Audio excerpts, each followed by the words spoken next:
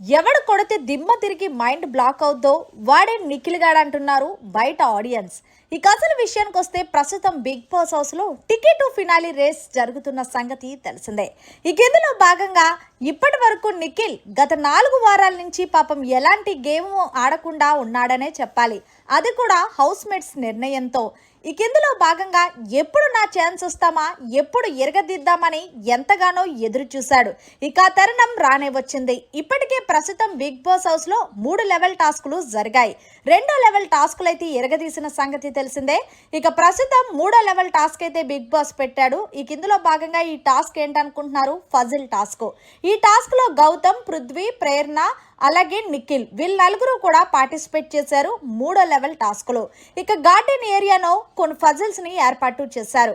ఎవరు ఫజిల్ అయితే ముందుగా పెడతారో వాళ్ళు ticket to finale mega contender అవుతారంటూ బిగ్ బాస్ తెలియజేశారు.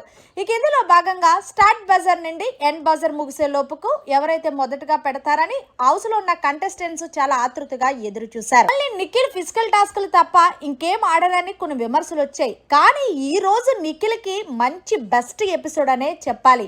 ఎందుకంటే బుద్ధి బలం కూడా ఉందని నిరూపించాడు.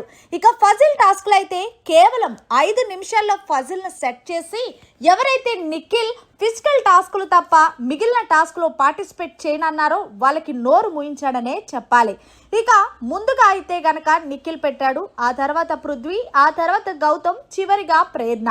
అయితే నిఖిల్ కి ఛాన్స్ వచ్చింది. నిఖిల్ ఎవరిని తీసేస్తావని అనగానే నిఖిల్ అయితే గనక ప్రేరణని టికెట్ టు ఫినాలి రేస్ నుంచి తప్పించినట్టు అనౌన్స్ చేశాడు. మరి ఏదేమైనా సరే నిఖిల్ ఈ రోజు ఆట అయితే గనక దబిడి దిబిడిగా ఆడాడు. మరి 3 నిమిషాల్లో 3వ లెవెల్ టాస్క్ సాధించి టికెట్ టు ఫినాలి రేస్లో మెగా కంటెండర్ అయిన దానిపై మీరేమంటారనేది కమెంట్ చేయండి. అలాగే మా తరపు నుండి కూడా కంగ్రాచులేషన్స్ తెలియజేద్దాం.